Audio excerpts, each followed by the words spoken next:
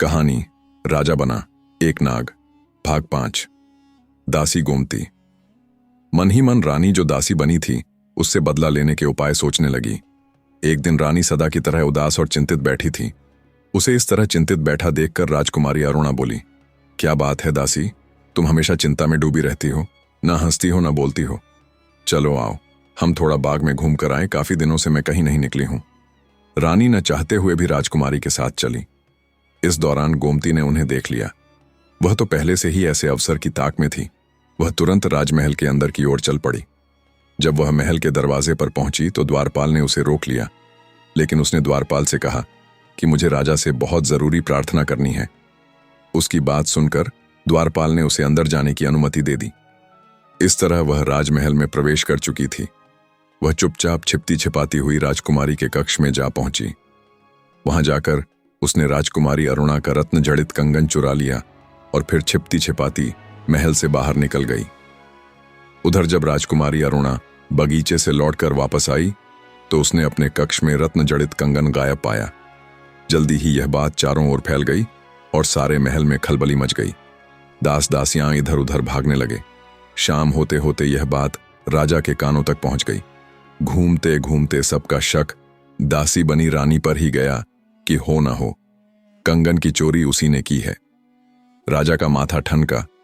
उन्हें तो पहले से ही इन स्त्रियों के लक्षण ठीक नहीं लग रहे थे। इनके महल में कदम रखते ही अशुभ समाचार मिलने शुरू हो गए थे और अब यह दूसरी अप्रिय घटना घट गई। उन्होंने पैर पटकते हुए आदेश दिया कि इन दोनों स्त्रियों को तुरंत राजमहल से निकाल दिया जाए। पता नहीं किस मनहूस घड़ी में ये यहां आई हैं। मैं इनकी सूरत तक नहीं देखना चाहता। आदेश मिलते ही रानी और दासी को महल से बाहर निकाल दिया गया। अपमान और दुख से रानी का हृदय तड़प उठा। भाग्य के खिलवाड़ पर आंसू बहाती हुई रानी और दासी उस अजनबी राज्य में उसी रास्ते पर चली जा रही थीं जिस रास्ते से वे कुछ दिन पहले आई थीं। महल से उनके निकलने के थोड़ी देर बाद ही राजा शीलभद्र को एक सैनिक ने आकर खुशी का समाचार सुनाया कि उपद्रव समाप्त हो गया है और आपकी आज्ञा अनुसार उपद्रवियों को कैद भी कर लिया गया है। इधर राजा यह समाचार पाकर फूले नहीं समा रहे थे। उधर द्वारपाल के भेजे आदमियों ने कंगन को ढूंढ निकाला और दासी गोमती को चुराए हुए कंगन के साथ पकड़ लिया गया और उसे राजा के सामने प्रस्तुत किया गया। जैसे ही राजा को यह पता चला कि असली चोर तो गोमती है, उन्हें अपने किए गए फैसले पर अत्यंत दुख हुआ। उन्होंने रानी और दासी को ढूंढने के लिए अपने सैनिक दौड़ाए और आदेश दिया कि वे ज्यादा दूर नहीं गई होंगी, उन्हें बुलाकर महल में वापस लाओ। आज्ञा मिलते ही राजा के सैनिक चारों ओर दौड़ पड़े। काफी खोजबीन के बाद उन्होंने उन दोनों को ढूंढ निकाला और उन्हें वापस राजा के पास ले आए। जैसे ही रानी और दासी ने उनके कक्ष में कदम रखा, राजा स्वयं आगे बढ़े और शर्म से सिर झुकाते हुए भारी गले से बोले, बहन, मैं बहुत लज्जित हूं। मैंने व्यर्थ ही तुम्हें दोषी समझा, तुम्हारे मन को ठेस पहुंचाई। तुम्हारे इस निरादर के लिए मुझे सच में बहुत पश्चाताप है। राजा की बातें सुनते ही रानी की आंखों में आंसुओं की झड़ी लग गई। उस समय तोता भी उसी कक्ष में था। तोते की नजर रानी पर पड़ी तो उसका हृदय चीत्कार कर उठा। आंखों से आंसू बहने लगे। पिंजरे में बंद तोता बाहर निकलने के लिए छटपटाने लगा। वह जोर जोर से चिल्लाया और पिंजरे पर अपनी चोंच मारने लगा। अचानक राजा और रानी का ध्यान पिंजरे की ओर गया। तोते की आंखों से बहते आंसू देखकर राजा आश्चर्यचकित रह गए। उन्हें बड़ा झटका सा लगा कि उनके प्यारे तोते को क्या हो गया। आगे बढ़कर उन्होंने बहुत प्यार से पिंजरे पर हाथ रखते हुए पूछा, क्या बात है शुकदेव, आज तुम्हारी आंखों में ये आंसू क्यों हैं? आज मैं तुम्हारी एक एक पंख में कैसी घबराहट देख रहा हूं। तब तोता चोंच दबाते हुए बोला, महाराज, ये मेरी रानी है। मेरे लिए यह कितना विचित्र संयोग है। आज मेरे जीवन का सबसे बड़ा खुशी का दिन है। शुकदेव की बात सुनकर राजा की आंखें फटी की फटी रह गईं। वे हैरानी से कभी शुकदेव को तो कभी रानी को देखने लगे। रानी पिंजरे की ओर देखती जा रही थी और उसके मुख से अचानक निकला, महाराज, मैंने यह सपने में भी नहीं सोचा था कि आपसे मेरा ऐसा विचित्र मिलन होगा। रानी ने अपनी आंखों के आंसू पोंछते हुए आगे बढ़कर राजा चंद्र प्रताप को प्रणाम किया और बोली, स्वामी, आपसे मिलने के लिए हम अब तक भटकते रहे। आपको ढूंढते ढूंढते हमने आकाश पाताल एक कर दिया। भाग्य का खूब खिलवाड़ देखा, दर दर की ठोकरें खाईं। हम एक तरह से निराश हो चली थीं।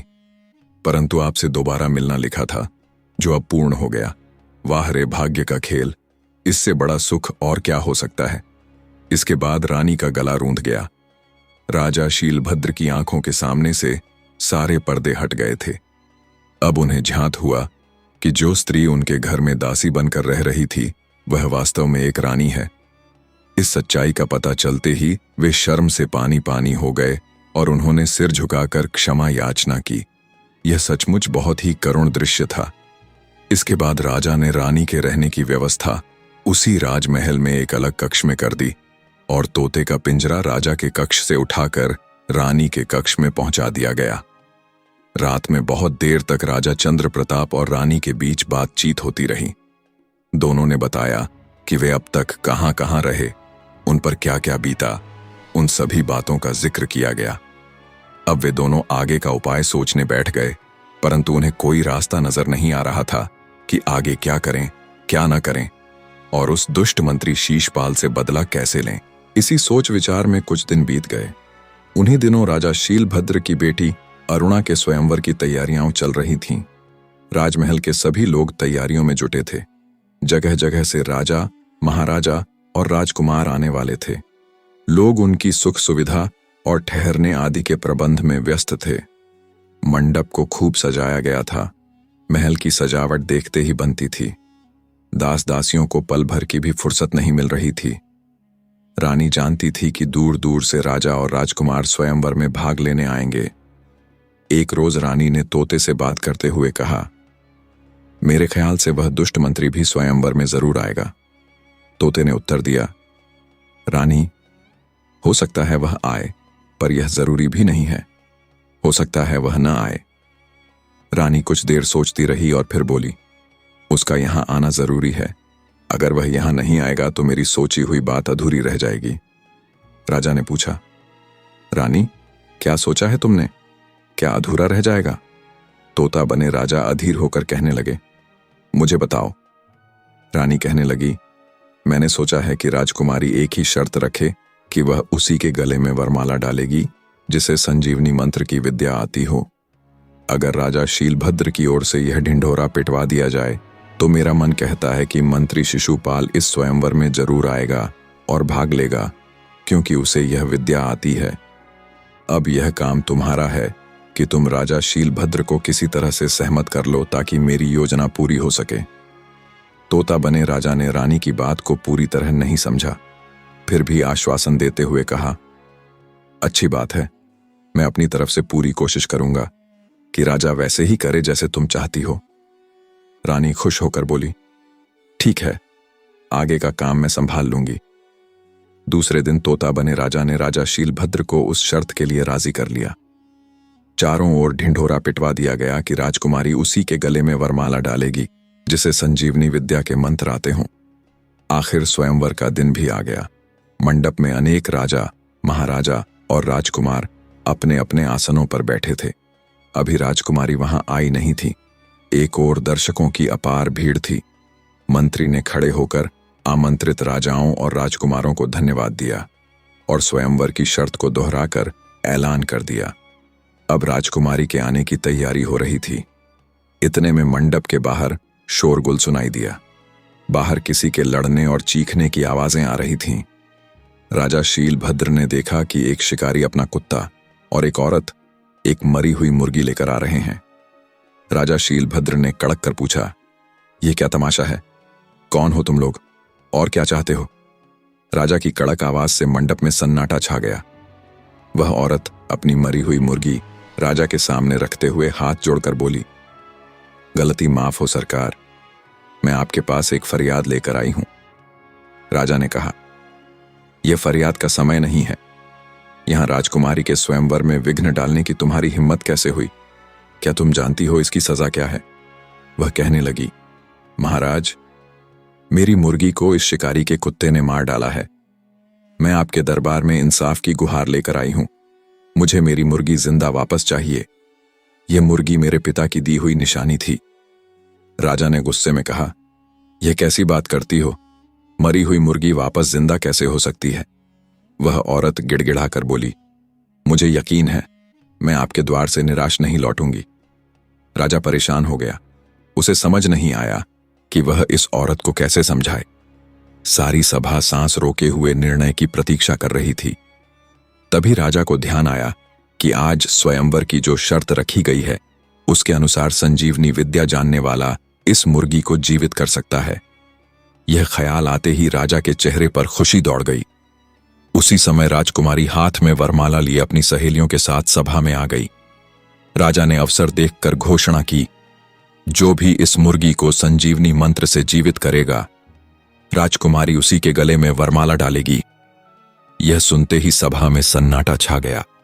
सभी राजा और राजकुमार एक दूसरे का मुंह देखने लगे। कुछ देर बाद मंत्री शिशुपाल अपने आसन से उठकर मंडप के बीच में आ गया और बोला, इस मुर्गी को मैं जीवित करूंगा। फिर उसने संजीवनी मंत्र पढ़ना शुरू किया। पिंजरे में बैठा तोता यह सब देख रहा था। जैसे ही शिशुपाल ने मंत्र पढ़ना शुरू किया, तोते ने उसका उल्टा मंत्र पढ़ना शुरू कर दिया। तोते के उल्टा मंत्र पढ़ने के कारण लाख कोशिशों के बाद भी शिशुपाल का मंत्र नहीं चला। वह शर्मिंदा हो गया और बोला, मैं इस मुर्गी को जरूर जीवित कर सकता हूं, लेकिन मेरी एक शर्त है, मुझे अकेले किसी कमरे में मंत्र जाप करने की अनुमति दी जाए। राजा शीलभद्र ने अनुमति दे दी। शिशुपाल को कमरे में बंद कर दिया गया, जहां वह परश्व मंत्र का जाप करने लगा। कुछ देर में ही मुर्गी फड़फड़ाने लगी। बाहर खुशी की लहर दौड़ गई और तालियां बजने लगीं। लेकिन अंदर शिशुपाल की आत्मा मुर्गी में प्रवेश कर रही थी। उसी समय तोते ने भी परश्व मंत्र पढ़ा और उसकी आत्मा शिशुपाल के शरीर में प्रवेश कर गई, जो असल में उसका अपना ही शरीर था। अब पिंजरे में शुकदेव का निर्जीव शरीर पड़ा था और मंडप में मुर्गी जीवित हो चुकी थी। थोड़ी देर बाद राजा चंद्रप्रताप शिशुपाल के शरीर में प्रकट हुए और बोले, क्यों मंत्री जी, कैसी रही? यह सुनकर मुर्गी बनी शिशुपाल बोली, तो तू ही था जो मेरा मंत्र बिगाड़ रहा था और तूने ही मेरा यह हाल किया। तभी वह औरत और शिकारी अपने असली रूप में आ गए।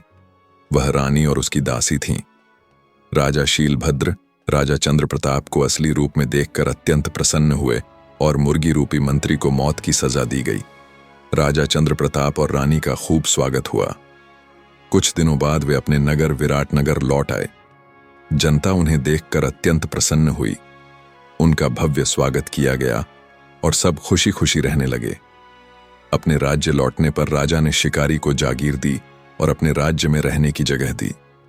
शिकारी ने अपनी पत्नी को बुला लिया और वे सुकून से विराटनगर में रहने लगे। आशा है आपको हमारी यह कहानी पसंद आई होगी।